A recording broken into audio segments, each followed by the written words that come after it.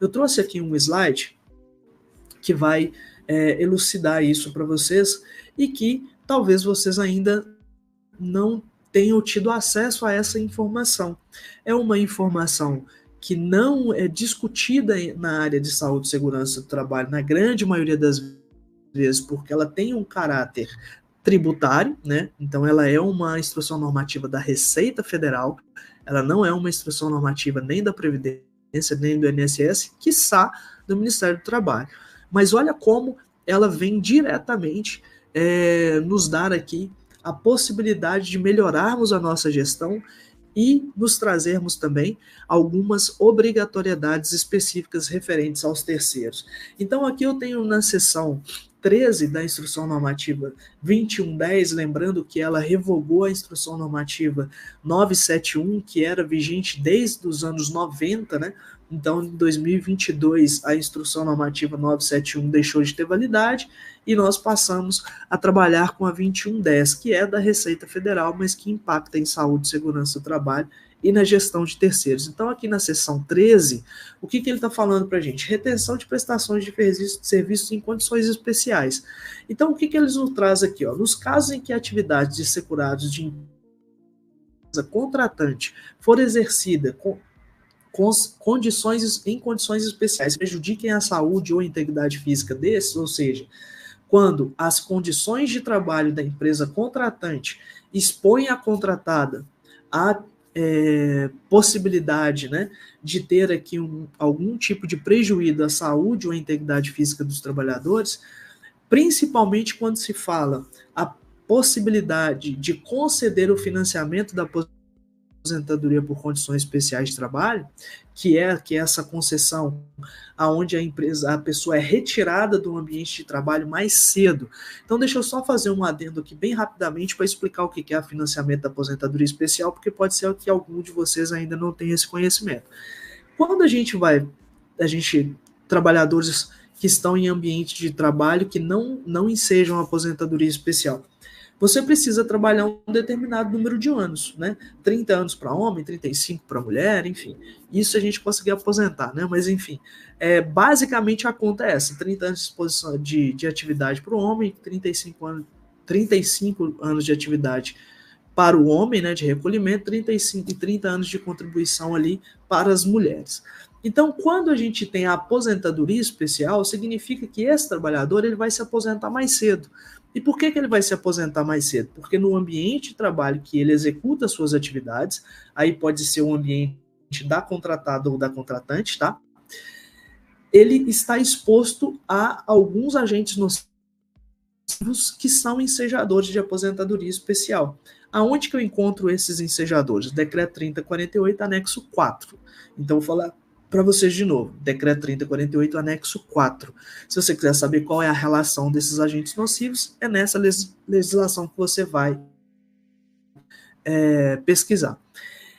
Se agentes nocivos estão presentes no ambiente de trabalho nas condições de enquadramento como estão relacionados lá no Decreto 3048, a empresa precisa retirar esse trabalhador mais cedo do ambiente de trabalho.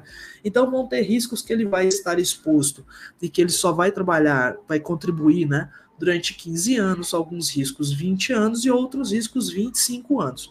Os mais comuns são 25 anos, como é o caso do ruído. Para poder ver aqui o outro extremo, 15 anos, trabalhadores de mineração subterrânea, por exemplo. Trabalham 15 anos e não podem mais laborar naquela atividade, eles têm direito à aposentadoria especial. Só que como um trabalhador comum, sem esse tipo de exposição, contribuiria 30 anos no caso de mulher ou 35 anos no caso de homens, o que o governo precisa? A Receita determina que esse período que tem ali de 35 para 15 anos, de 35 para 20 anos, de 35 para 25 anos, esse período ele seja financiado pela empresa que expôs o trabalhador àquele determinado risco, compreende? Então a empresa faz recolhimentos de tributos para poder financiar a aposentadoria especial, ou seja, financiar o período que o trabalhador estará fazendo gozo da aposentadoria, né?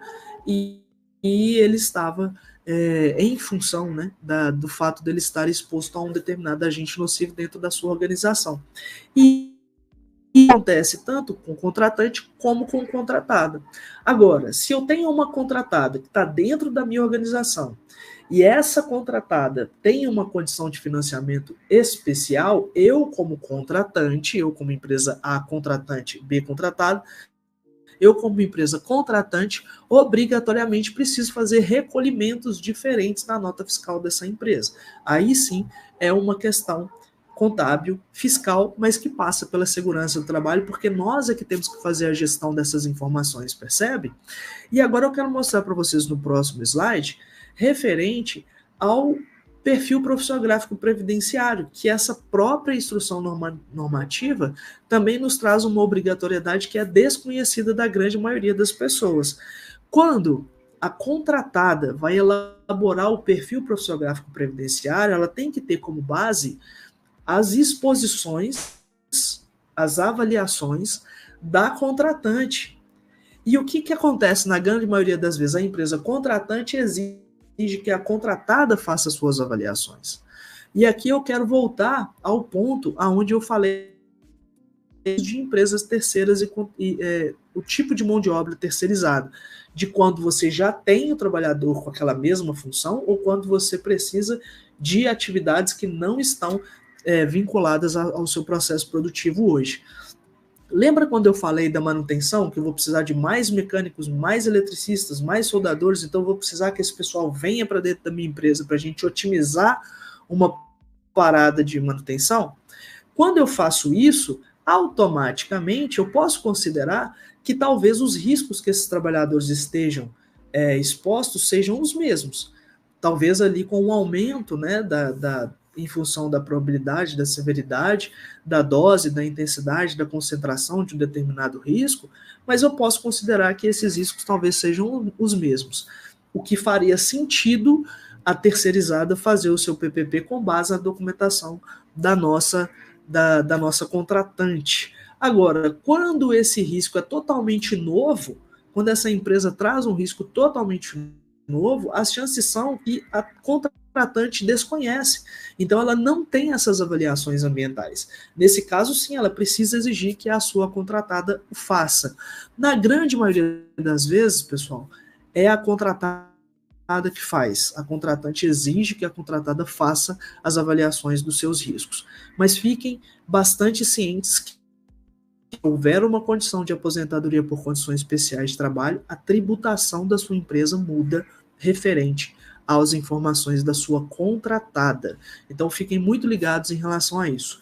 Por mais que a gente imagine que isso nunca vai vir à luz, né, da Receita Federal, isso já está acontecendo com o cruzamento de informações do E-Social.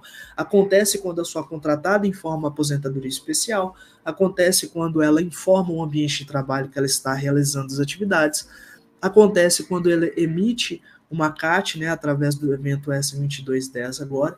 Então, o E-Social faz com que, literalmente, a contratada exponha a contratante e a sua gestão de saúde e segurança do trabalho. Então, fiquem muito ligados com relação ao gerenciamento de riscos que você faz das empresas contratadas, desde a sua mobilização, inspeções de campo, a sua reunião inicial, as suas ações, a sua gestão, os seus procedimentos, os seus treinamentos, tudo isso vai estar vinculando contratada e contratante dentro do E-Social. Então fiquem muito ligados e preocupados se realmente a sua gestão de saúde e segurança do trabalho com foco em terceiros não passa por esses pontos específicos que eu considero essenciais e que eu trouxe aqui para vocês no dia de hoje, e principalmente em relação à questão tributária referente à Instrução Normativa 2110.